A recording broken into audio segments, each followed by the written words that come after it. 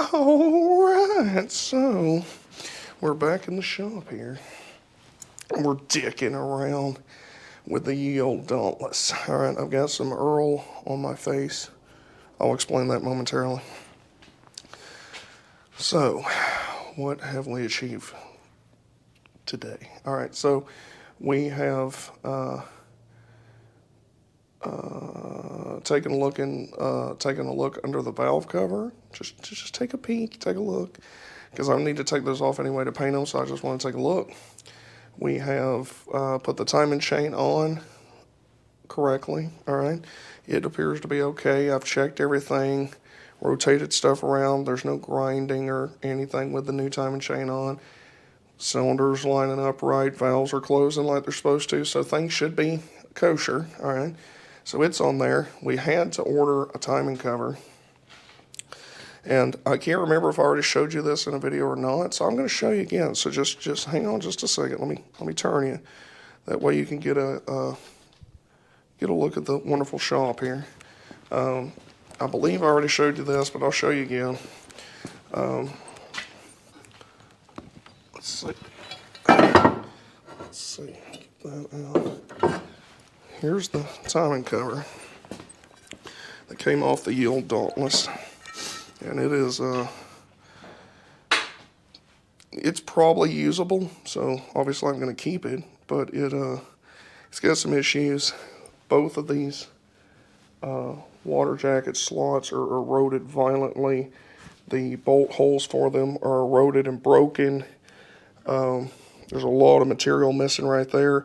You're never going to be able to get it to really seal properly because it's going to want to weep up into that bolt, which it apparently did, which is why, let me get this oil off my face. It's distracting. Anyway, it's going to sweep up in there. We got the oil pump apart right now. The gears on those teeth look phenomenal, actually.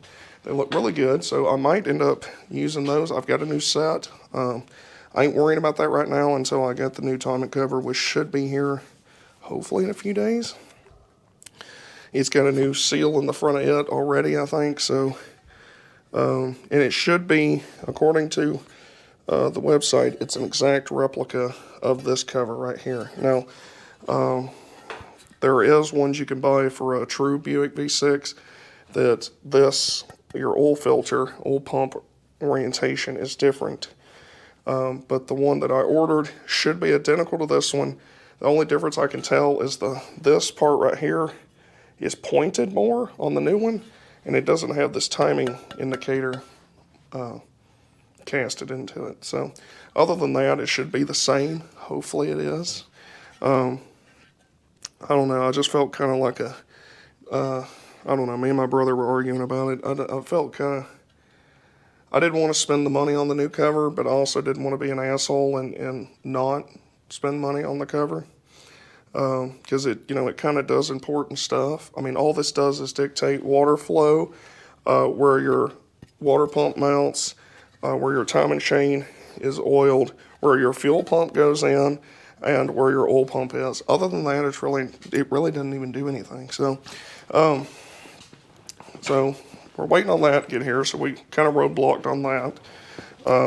But there is plenty more to do because we have rear main seal to change, and that's what I was working on before I turned on the camera. Now, there was quite a bit of debris caked on the inside of the cylinder, inside the engine block. The cylinder sticks in, and your piston's inside it, right? Okay. There's debris just caked on 3 of the 6 cylinders on one side. I take it that's because this is a largely splash oil system in there, so it sloshes it that direction. So I'm trying to alleviate that because I don't want that debris getting sucked into the new oil pump, getting all in the new oil on the pickup. I don't want to deal with it. Okay, so trying to clean that up right now. Before I get over there to the engine, let me show you. I've got it outside right now. I'm making Thunberg and Al Gore cry because I'm not spraying the gas and stuff directly on the ground. I've got a sheet of plywood there to absorb it that we can use on a bonfire later, okay? So it's not going actually on the ground. I'm sure a little bit, but a little bit. But the way, I honestly think about it is that the oil coming out of the Dauntless came from the earth, and if a little bit goes back to the earth, it's not going to hurt it because it's got to travel through, 12 inches worth of asphalt shaving and gravel and stuff. So if that upsets you, I'm sorry, there's nothing I can do about it. I don't have a massive bathtub to wash out the inside of the Dauntless in, and nor do I care enough to do that. So anyway, now that all the Al Gore supporters are offended, the pickup here is it's not horrible shape. I think it's got one tiny hole in it in the screen.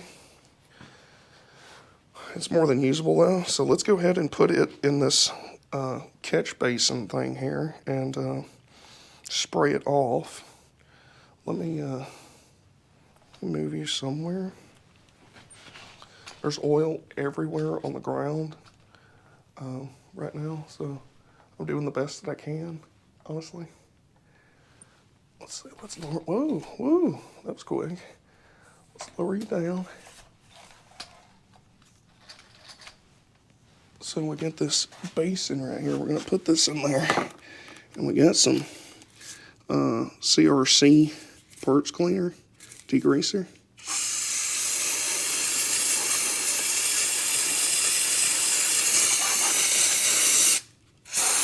It's good to breathe this in as much as you can.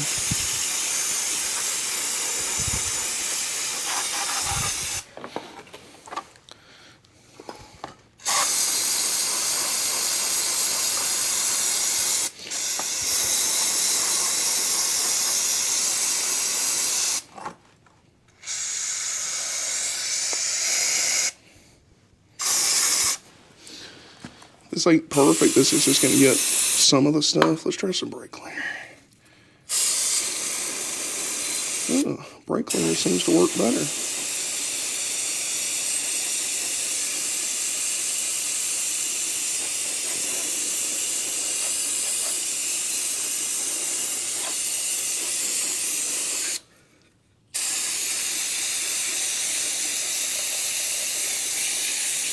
I wish brake cleaner would sponsor my channel because that'd just be so cool.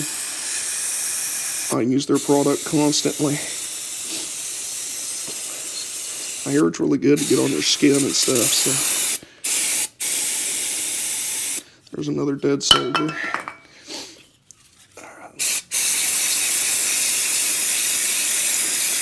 That's pretty good. We're going to let it soak, though, and think about itself for a little while. Let it soak.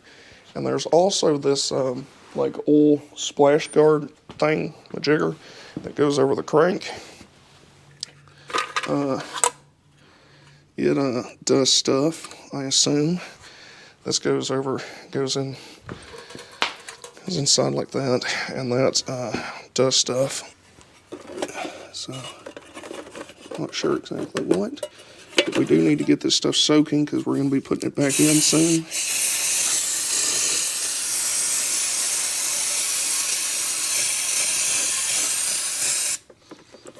Let's sit there.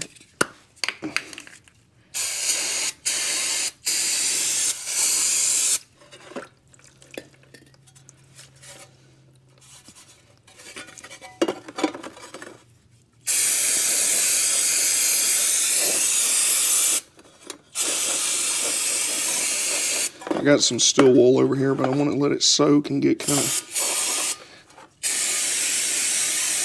of loose. I got to save some of this for when I put the oil pan back on. So let's scoop some of this up in there, let it soak, let it think about itself. And while it's doing that, I'm going to move you over here and show you what I'm doing to the engine right now. Let me get this crap so I can, well, not that can, this can. Oh, you just smell like a man, you know, just brake clean cologne.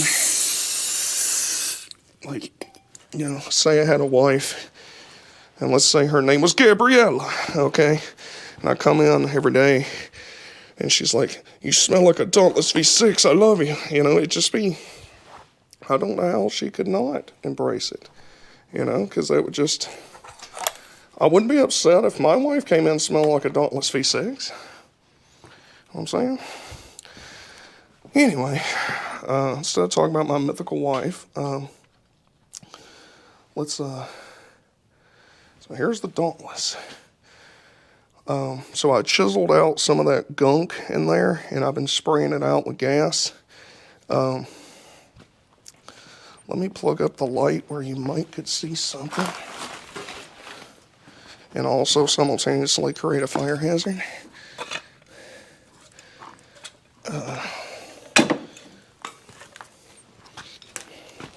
Let's plug this crap up.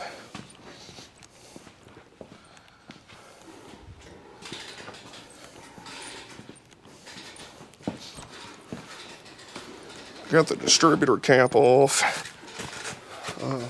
unplugged from the spark plugs. I got to get a new one anyway because this one's cracked. Come on. Yeah, that's not a fire hazard at all. Shorting out and stuff. All right, so there you go. Maybe you can see that. There's the Dauntless. And basically what we're doing is we're washing out, that's right, washing, hard R, washing, okay? Washing out the inside of it to get out all that Quaker State wax or whatever it is. I don't want to blame Quaker State. It could have been someone else. Could have been someone else.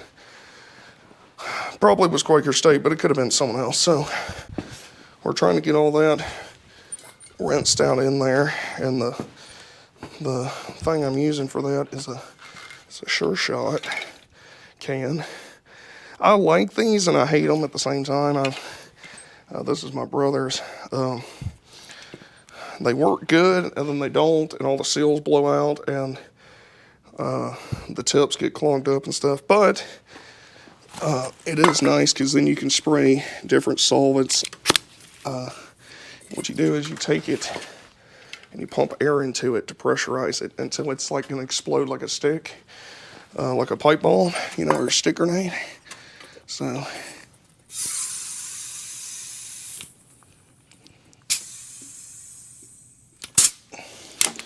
basically just put it in there until you feel like you're going to die, and then that's enough. So I'm going to put you right on me because I don't want gas getting on my camera. Whoa, Chicago. All right, there you go. Now we're going to spray some petroleum distillants all over this petrol, as our British friends say. We're going to spray it on inside here and try to get all this crap out of the cylinders.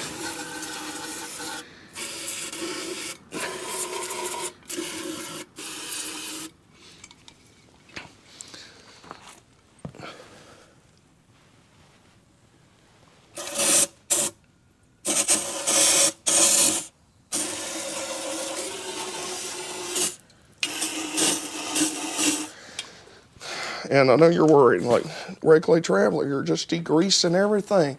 You're going to burn the engine up when you crank it. I know what you're thinking. Well, we got to prime this oil pump by hand once it's in the engine.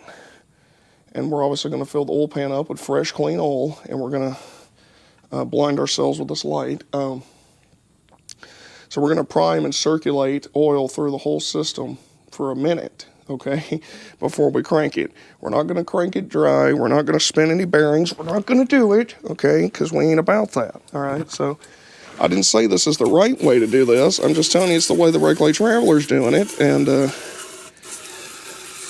it's worked out pretty good so far, depending on who you ask.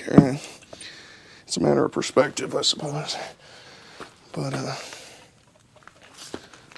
trying to make sure that we get all this debris out of the cylinders.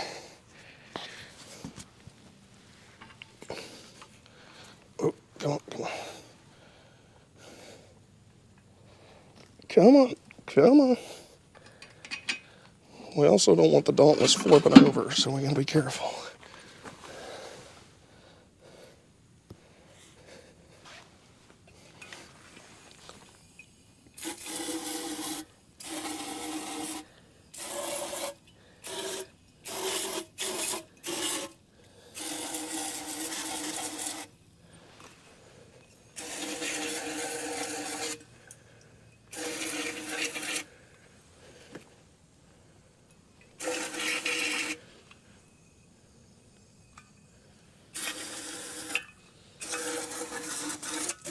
quite a bit of debris in here, I'm telling you.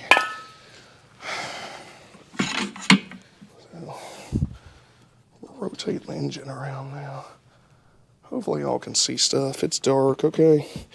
Never work on stuff in the daylight. There's no sense in it. Once again, the plywood's absorbing the stuff, so we're good, we're good. It's okay. Don't cry. It's all right.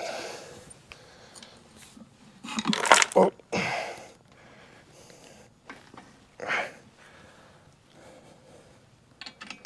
right. Let's rinse it from this side.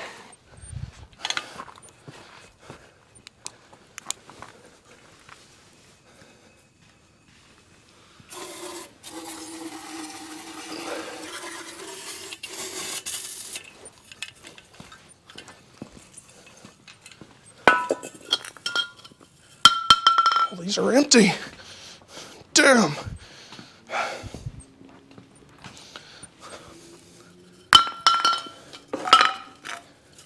That one, is that one got something? Just a smear. That's the last semi-full can I got.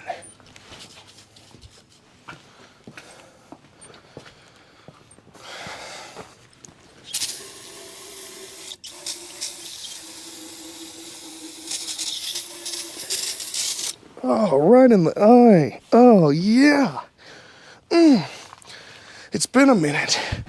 It's been a minute since I got some brake cleaner. Right in my eye. Oh, yeah. Oh, it feels good. It feels just as good as I remember. Just like the last time. Oh, you know, remember that cut on your hand that you forgot about? Brake clean remembers. It always remembers, you know. So I would raise the camera up, but I don't feel like it because my hands are covered in oil. And so I'm just going to walk around like a hunchback.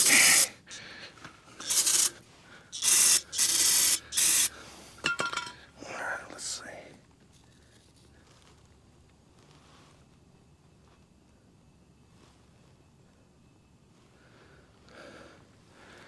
It's not quite as clean as I would like it to be. It's definitely getting there. It's definitely better than it was. I'll tell you that. Let's put a little more air in this can. See if we can't get a little more gas out of it.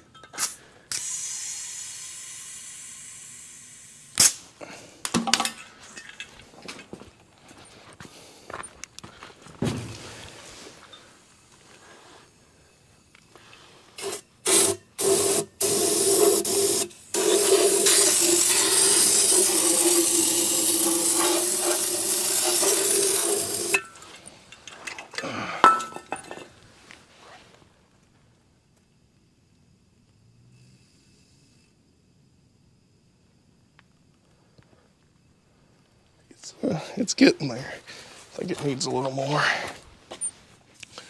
It's a process, people. It's a process.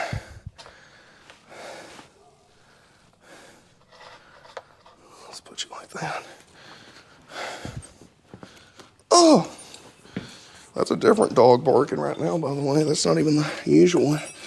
I don't know why the other one's not barking. Should be.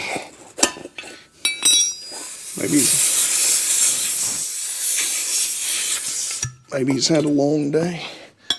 Maybe he's tuckered out over there. Oh!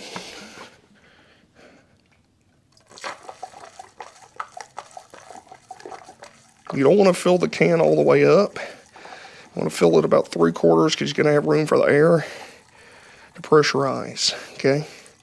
You got to have room to make the stick grenade. Like one of those German stick grenades. Except for this one's bigger around. It would hurt you more, probably.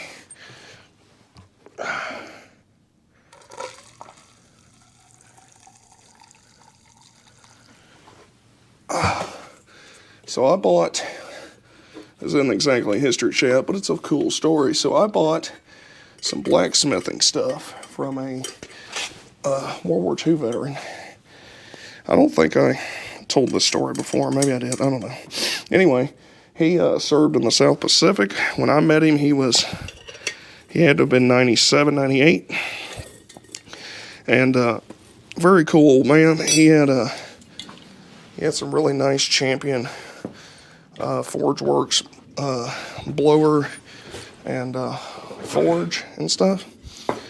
And so I went over there to buy some of that stuff from him and chat with him. I like talking to old timers, you know. And he told me this cool story. He said that he was, I don't know exactly where he was in the South Pacific during World War II.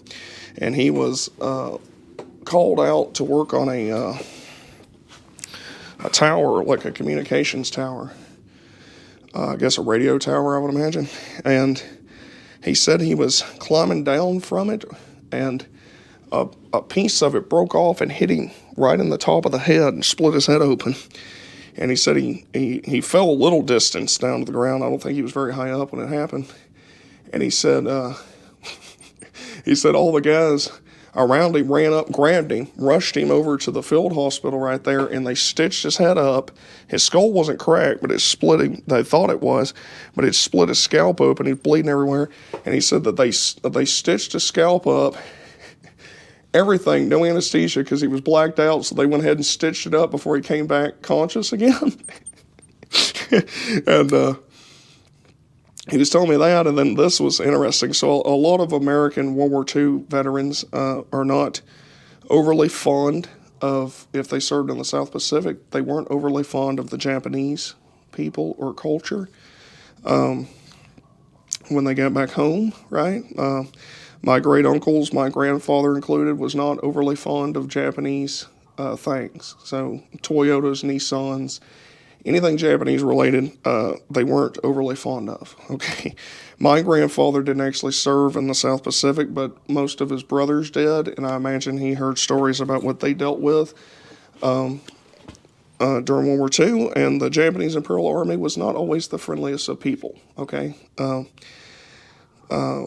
Obviously, we know that's not because they're Japanese. It was just that war is a horrible thing, and people do horrible things in warfare. And the Japanese Imperial Army did some horrible things during the war, and so did everybody else's army.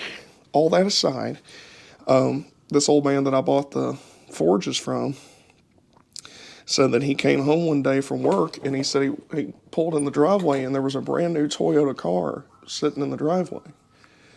And he said he went in the house and he asked his wife, he said, "What the hell is that doing out there?" He goes, "What is that?" And she goes, "That's my new car. I picked it up today. Do you like it?" And he said, this is his words, not mine. He goes, "I spent 4 years of my life fighting those people, and now you want to drive their damn car?" Okay. So, it'd been 70 years since he'd been in Japan or in the South Pacific in World War II or anything, and he's carrying that much rage. So if it tells you anything about the atmosphere that these people dealt with, it's not right. But at the same time, I can understand it, right? We weren't with them in the South Pacific. We weren't having friends of ours getting killed or tortured or anything. So I could understand having some resentment. It wasn't, I'm sure this man, put it this way, I'm sure this man prior to World War II, if you'd asked him about Japan or Japanese people, he would have had nothing good or bad. He wouldn't have really probably had an opinion at all. 4 years over there in warfare fighting the Japanese Imperial Army, he's probably going to come back a little jaded. Okay, so what I'm saying is a lot of people modern day, would call this man a bigot and stuff, and he probably is bigoted, right? But I'm saying he had a whole different life and experiences from us, and even though the bigotry is wrong, as we all know, it's a little bit more understandable coming from somebody that saw the worst of humanity in a microcosm for years on end. Okay, so I'm saying, like, you got to give him a little bit of a mulligan. Shouldn't be a bigot, but I can understand it. I can get it, is what I'm saying. Not defending him, just saying I can get it. Anyway, so that's a little micro history talk. My grandfather's best friend, I think I might have mentioned him before. His name was Ralph. He was a machine gunner. I don't know if he shot a 30 caliber or a 50 caliber Browning. I don't know which. But he was in Europe, and he served, I'm not sure what year he went in, I know, I think he had a good 2 years plus in, I believe, which a lot of World War II veterans did. So I had the fortune of being around several different ones besides my grandfather a little bit. Not as much as I would have liked. I would have very much liked to have spent more time around them. I was fortunate, though, I'm still fortunate, is that a lot of my friends at the cigar shop are Vietnam veterans. And it's interesting because, and I've told them this, growing up, I never encountered Vietnam veterans. I never really talked to them, never saw them places or anything. And I probably did and just didn't realize I was talking to a Vietnam veteran. And it was really nice when I started going to the cigar shop. I started going to the cigar shop when I was 17. But anyway, some of the first guys I met in there were Vietnam veterans, and I'd never got any exposure to them. So all the guys I'd talked to were World War II Korea, right? And lots of World War II Korean veterans sometimes didn't always have the nicest things to say about Vietnam guys. For various reasons that most of us that are watching this or hearing this, you know how people are and they make shit up, okay? Anyway, so I didn't know what to expect when talking to Vietnam veterans, and then I got the privilege to be around like quite a few from different ends of the war, very early, kind of middle, towards the very end, and they're just like World War II veterans. They really are. They act a lot like them.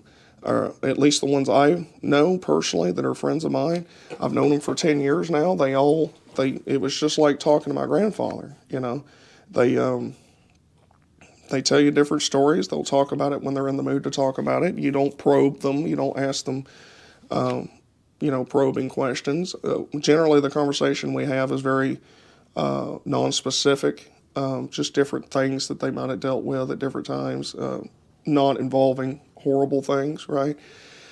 And I found it very nice because I get to be around these men that are far younger than the World War II veterans were when I was born. A lot of the World War II veterans were already in their late 70s, mid 70s, late 70s when I was born.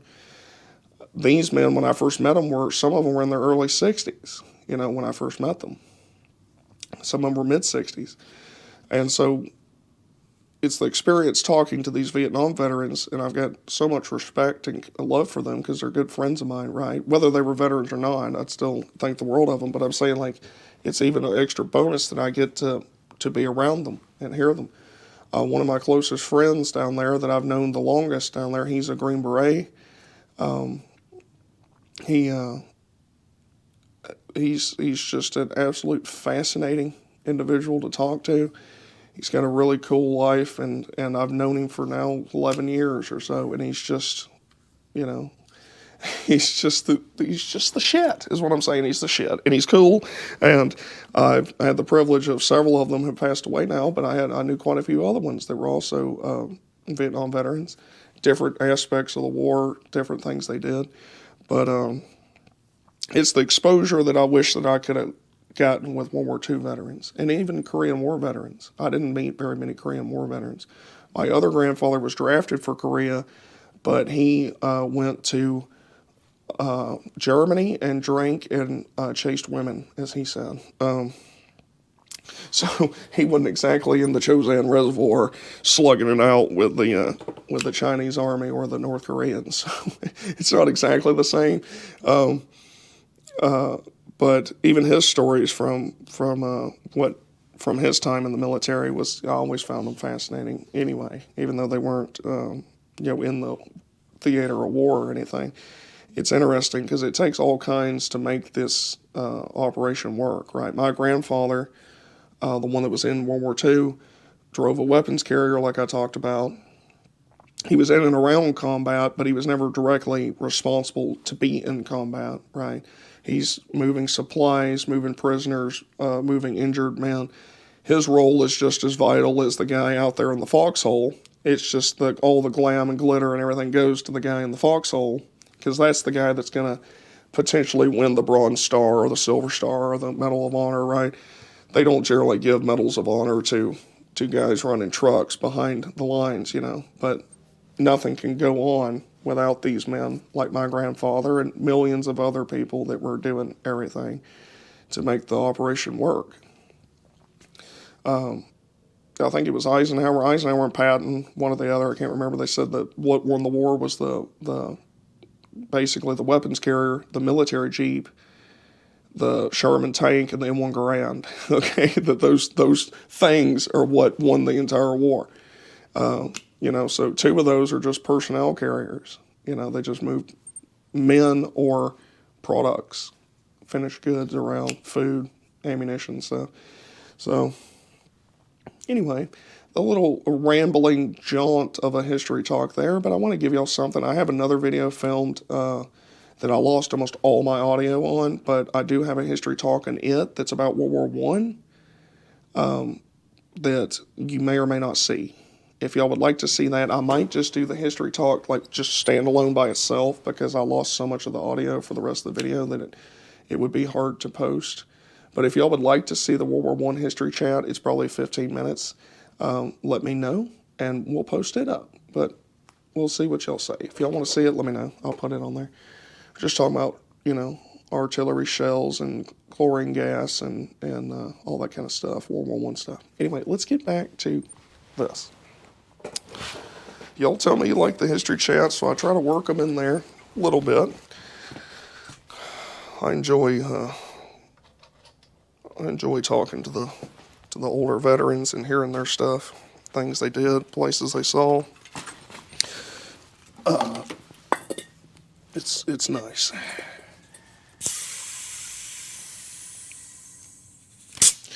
I can say I've got far more in common with older men than I do with men my own age, right? I can sit down and talk to a man that's 70 about a Willys truck, and he might have rode in one when he was a kid, right? I sit down with someone my age and I say, man, I like Willys trucks. They don't even know what the hell I'm talking about. Okay, they don't even know what I'm talking about. You hear that roosters? You hear that magic? They're telling me to shut up and get back to the Dauntless. So let's do it. We don't want to make them mad. All right?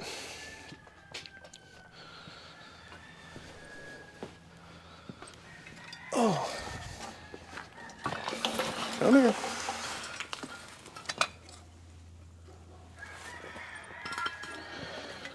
All right, I'm working on it. God.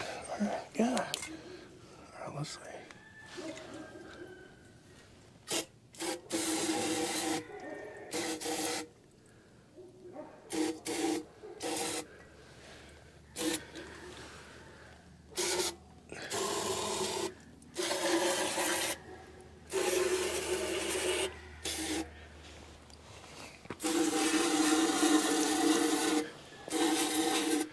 I say we ain't got to get it perfect. We're just trying to get it better. And then once we flip this back over, we're gonna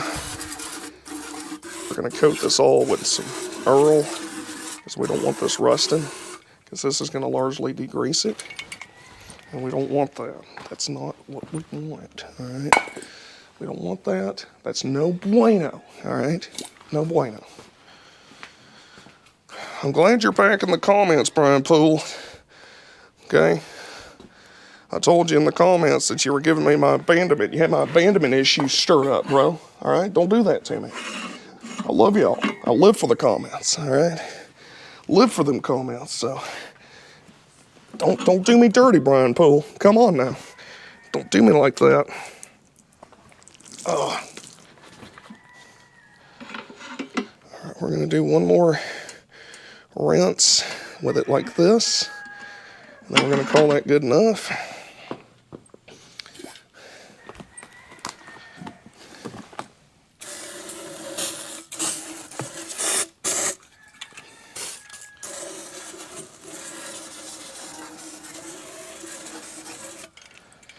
There's a lot of crap's falling out of it, so you can see it all on this sheet of plywood. So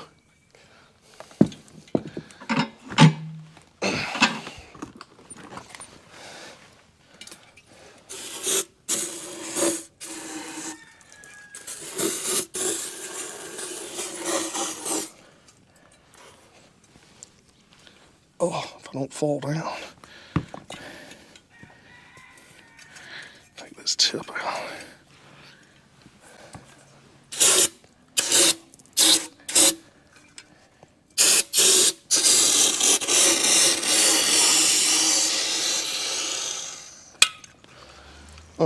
I think that's good enough. And we'll roll it back in here. We're going to let it sit there and drip for a minute. And then we'll roll it back in here. Let's raise you up.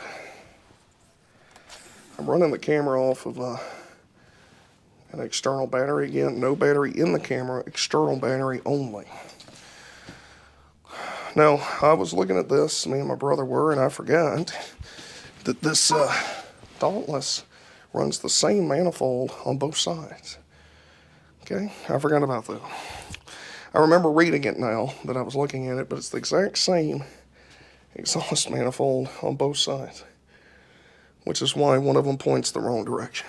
So that's nifty.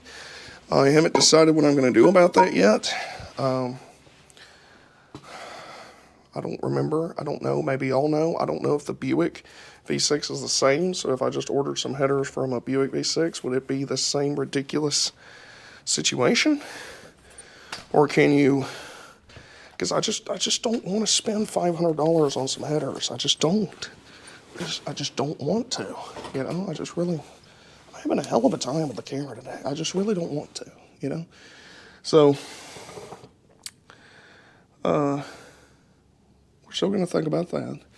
I've also come to another decision. All right, so let me talk you through that. All right, so originally I wanted to put another Dauntless V6 in the Dose wheel drive Willys, in the 2-wheel drive 49. I'm going to put that on hold. Now, there's a couple reasons for that. Number one is I'm bankrupt. Number two is I don't have another Dauntless. Okay. Number three, I want to get some drive time with Jubal and see how I like it. I know I'm going to like it, but I just want to go through the motion and find out everything I want to know. So in the meantime, what I can do is take the engine out of Jubal, the L-head 134 that runs fine, and put it in the 2-wheel drive Willys, because that's the engine it would have came with anyway. All right, so all I have to do to this engine to get it ready to put into the 2-wheel drive Willys is the head gasket has just started leaking on Jubal. So I need to pop the head off, change the head gasket.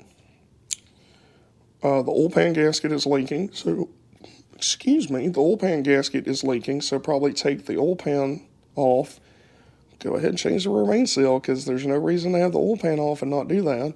Change the rear main seal, put a new oil pan gasket on it, scuff it up, paint it,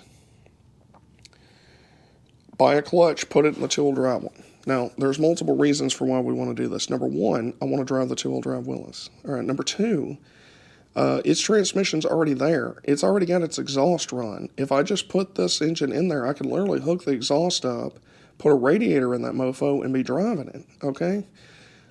And I've got to do lots of other work to the front end, to the rear end, to all over it. So if I put the L-head in there, I can move it around, move it in and out of the shop much easier when I'm working on the brakes, when I'm working on the axles. All that will be infinitely easier if I can pull it in and out of the shop. And the easiest way to do that is to put a bloody engine in its engine bay. And that L-head 134 runs fine, doesn't knock, doesn't rattle, doesn't smoke. It's just too weak for Jubal. The 2-wheel drive Willys is significantly lighter. It doesn't have a solid front axle. It doesn't have a transfer case. It does not have 7,000 pounds of wooden steel flatbed on it, okay? That truck's lighter. Probably by, I would imagine, probably by 1,500 pounds or so, if I had to guess. Just because this bed is solid oak and angle steel, like quarter-inch angle steel oak, runners and boards. All that extra weight for the flatbed. It's way wider than the original bed, way thicker, way hardier, way stronger. So the ass end of Jubal is very heavy. And then you also have the added weight of the transfer case, which that's another probably 60 pounds. And then you've got the weight of the front axle, whereas the 2-wheel drive Willys has just a cast drop axle. So what I'm saying is this engine might perform a lot more adequately in the 2-wheel drive Willys. It very well could, and it wouldn't be that hard to find out. So I'm thinking about I've more or less already decided. That's what I'm going to do. I'm going to put the L head out of Jubal into the two-wheel drive Willys, because that also fixes another issue, which is I don't want this engine just sitting around, okay? I've already let that F head sit around too long, but I've made sure to keep it oiled and rotated so it doesn't stick. It's not good for things to sit around. This is a damn good engine. I don't want it sitting around. So I might as well use it. It's got a new water pump on it. It's got, it's got quite a good stuff on it. Carb works good on it. It's early, but it works good. So put it in the two-wheel drive Willys. Get the brakes working on it. I'm probably going to change the rear axle on the two-wheel drive Willys because it's got a Timken clamshell in it. I'm no fan of a Timken clamshell. I do not like them. And I would imagine that it's probably compromised because the only other ones I've ever seen were all compromised. Every single mother's son of them was, okay? So I feel like it probably is compromised. So I've been doing some research about that. There's different options. We can worry about that when we get there, but I'm probably more than likely going to change the rear axle in the two-wheel drive one. And when I do that, I'm probably going to put some different gearing in it. I'm probably going to make sure that I get an axle that I either can change the gearing in easily or it's already got the gearing. I don't want it too high, but I don't want it low either. You want it in that kind of middle range. So it might be 410, 373, somewhere around in there. Just so that truck has a better chance of moving along. So put the L head in there and then drive it like it is and see what its top speed is with whatever gear ratio it is. It's probably 538. The highest it could be with a factory Willys axle would be 488, I believe. And then it's 538 is the standard, and then the lowest it could be is 617. So hopefully it's not 617. It's probably 538. The best case scenario is 488. So if it's 488, then that would give us an idea on how it's going to perform with the L head pulling it. And if it does kind of all right like that, but tops out, say at 45, then maybe dropping that down to like 410s or something would help out. But there's very little power to work with the L head, so it's a fine line. So we're gonna have to figure that out.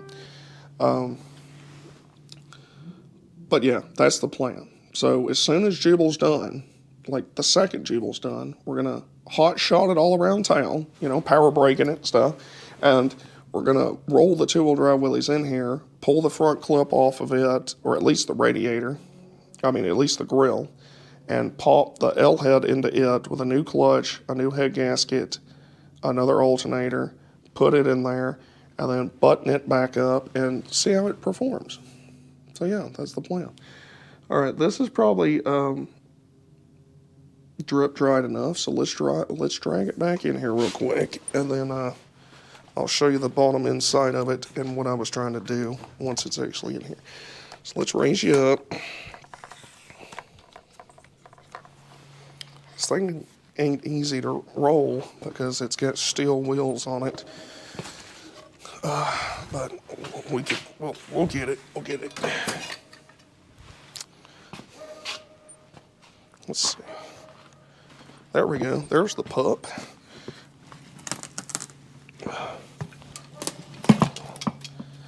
All right.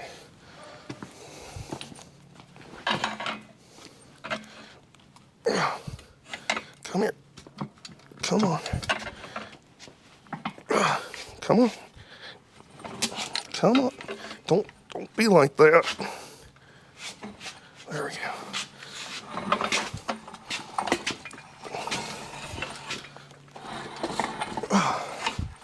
There we go. All right, there we go. Now it's back in here. All right, let's rotate it back over so we can spray some oil on this, keep it from rusting. Be careful doing this because you don't want the Dauntless flip it over and break it, because then you have to cry. Locked in.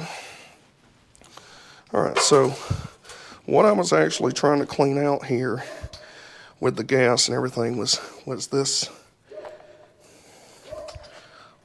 area in here. Let me grab something to illuminate it with and point with. So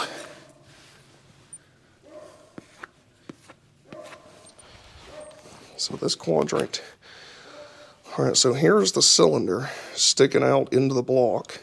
This was coated like an inch or two thick with oil and wax, grit, sand, gravel, unicorn tears, all that kind of stuff. So we wanted to rinse all that off that we could. And now we're going to spray this with PB Blast to keep it from rusting, because we don't want that rusting. None of this can rust. We don't want none of that. And this won't hurt anything. Just put a coating on everything. This ain't gonna hurt nothing. We're not filling the block up with it or nothing. We're just putting enough in here to keep everything lubricated, because we're gonna have to rotate stuff and later, and we don't want it just rotating dry with nothing on it.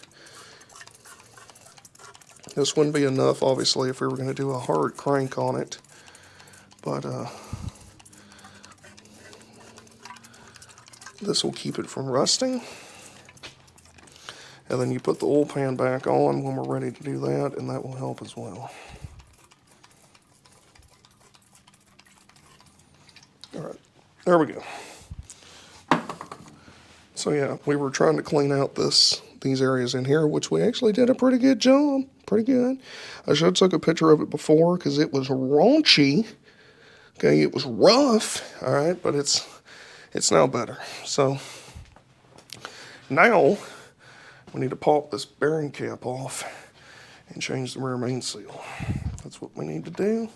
That's what needs to happen next. This right there. So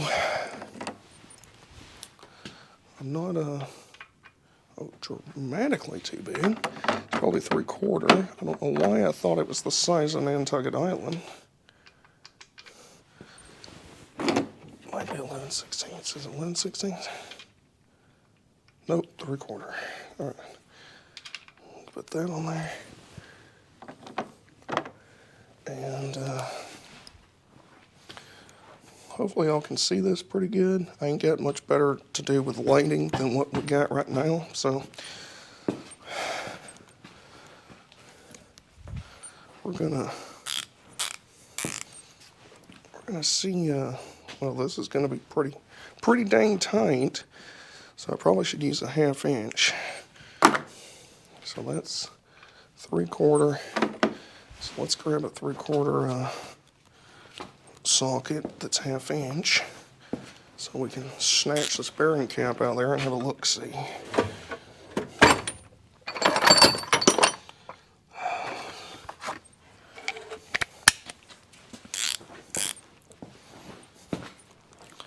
Change this rear main, because that's what I live for, is changing rear main seals.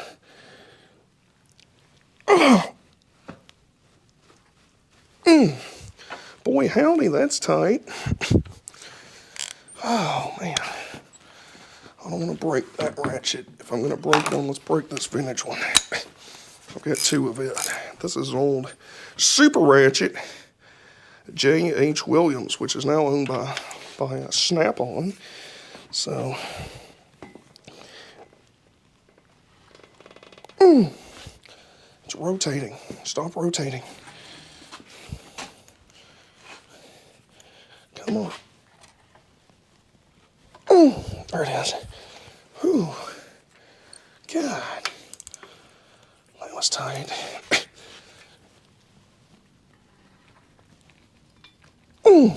Boy. Howdy. Come on now. I don't know why I'm using my left hand when I'm right-handed, but come on. There it is. Oh. We're tight as Dick's hat band. And we all know how tight Dick's hat band is. It's so tight that there's a saying about how tight it is, okay? So it must have been pretty dang tight.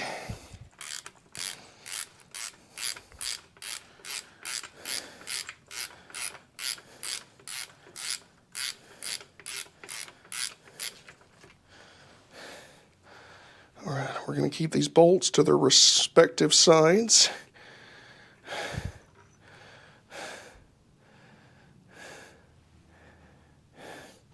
God, it smells so good. All right, so that's, we're going to put this bolt right there. That's the right one. And this one's the left one.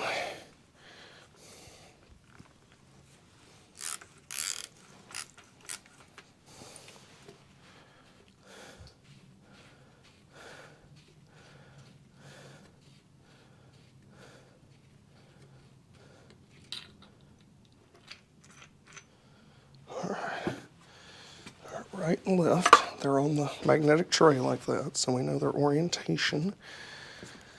Because you don't want to mess around with these rear mains too much. You don't want to do all that noise. You don't want to do all that. Oh, God. There we go. Let's just sling stuff. All right, let's calm down. Calm down. Everybody calm down. Put your shirts back on. All right. Just calm down. Everything's fine. This is fine. Everything's fine. All right.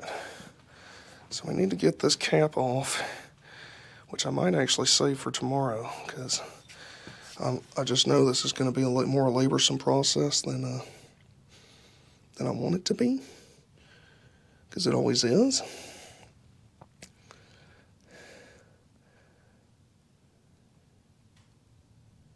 But we got those loose, so yeah, I don't feel like messing with this right now. We'll put this back in. Anyway, so we're going to put these back, because I don't feel like doing this right now. I don't even know why I loosened them. I guess just so I could make it easier on myself tomorrow. We'll snug them back up. We're not going to retorque them all the way. We're just going to snug them back up. It won't hurt nothing for them to be loose like that. Like I say, we'll just tighten them back up a little bit, keep some pressure on them. I think this is supposed to be like 140, or I can't remember. John Doe sent me the torque specs, but I can't remember what it is. But it's tight. All right, it's tight. It's tight.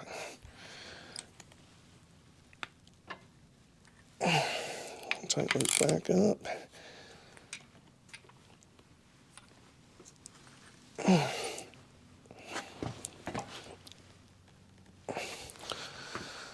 All right, there we go. So yeah, those came out. I really just wanted to make sure they come out, because I've had those be a real bear sometimes. So those came out. That's good. That's bueno. So we got to change this tomorrow. We need to sandblast the oil pan, prep the surface. We're going to have to make this gasket, because I ordered a kit that was supposed to have this gasket in it, and it did not have it in it. So now we're going to have to make that, which I'm really looking forward to, because nothing like ordering a part specifically because it came with that gasket. Literally ordered it specifically because it came with that gasket, according to the gentleman that was selling the part. And I get it. And it ain't in there, okay? It ain't bloody in the package, so it ain't there. It ain't there, all right? So I'm going to have to make that, and I can't find anybody that sells it individually for whatever reason. So, but now I've got 2 oil pan gaskets, so yay. So, yeah, so change the rear main seal, slap the oil pan back on. I'd like to do that tomorrow. I'm still waiting on the timing cover. I need to flush the water jackets, put the freeze plugs in, then kind of loosely paint it, and then the engine should be actually, at that point, ready to put in. So we're looking at a couple, as soon as we get the timing cover, 2 or 3 more days, evenings, nights, work, getting the Dauntless ready. This engine is more or less ready to pull out. I just got to unhook a few more things, and then it'll be ready to pull out. So we're getting a lot closer, ladies and gentlemen. Okay, this video's been 55 minutes of my stupid face. I'm going to try to edit out as much of the frivolous crap as I can. But either way, we're getting close to the 0 hour. Okay, hang on a second. Getting close to 0 hour. Okay, and we're getting ready to dauntless it up. Okay, dauntless it up, and it's gonna be, God, it's gonna be so sick. You have no idea. Okay, I keep trying to tell you all this. You're gonna think that you've been teleported back in time and that you've got tuberculosis, because it's going to be that sick. All right, it's going to be so sick that you're not even going to know what to do with yourself. You're not even going to know what to do with yourself. All right, I'm not even going to know. I'm going to be so jealous of myself, and it's my truck, it's my engine. I'm going to be so jealous of my own self. When I go out, I can see it. I can see it. It's important to see a vision in your eye, okay, in your mind's eye, your third eye, okay? It's important to see that, all right? And my vision is me walking out of the cigar shop with a nice stogie in my hands, and there is Jubal in all his greatness, sitting there, waiting. And then you get inside and you turn the key and you hear the Dauntless, you hear it just bust off, and you're ready to go, all right? Maybe you light the tire just a little bit, all right? And you just boot, scoot, and boogie down the road. And you're sick. 49 Willys. And you're even sicker, Dauntless V6. And it's going to be grand. And we're going to take it camping a lot. We're going to bring the pup with us. It's going to be sick. God, it's going to be so sick. All right? We're going to have to refilm Willys Gone Wild. Unedited, uncut. Too awesome for audiences. Okay, we're going to have to refilm Willys Gone Wild, but with the Dauntless. All right, true dual exhaust out the back. It's going to sound so sick. Send at the red lights. Okay, it's going to be a sleeper Willys. All right, sleeper Willys. It's going to be sick. I'm telling you. Anyway, I'm the Red Clay Traveler, and I'm mildly excited about the Dauntless V6, and it's going in sooner than you think. It's coming. It's coming. As sure as God made little green apples, it's coming. You can take that to the bank, all right? I will see you all shortly. I'm going to be doing more work tomorrow, more videos. I'm going to try to pump out the content as much as I can before I go out of town again. I love you all. Don't forget to comment. Don't forget to like. And most importantly, share the content. Tell your friends. The more people that see it, the more exposure we get, the better it is for the channel. And it's just good. People need to see Jubal. He's sick. They need to see it. All right? I love you all. Remember, Dauntless, same manifold, both sides, and Willys for life. They're going to be one. There's going to be a marriage here. I'm the pastor. There's going to be a marriage, okay? And it's going to be grand, and they're going to have many, many years together of happiness and joy. Joy. I love you all. I will see you all shortly. Get it? Yeah, buddy.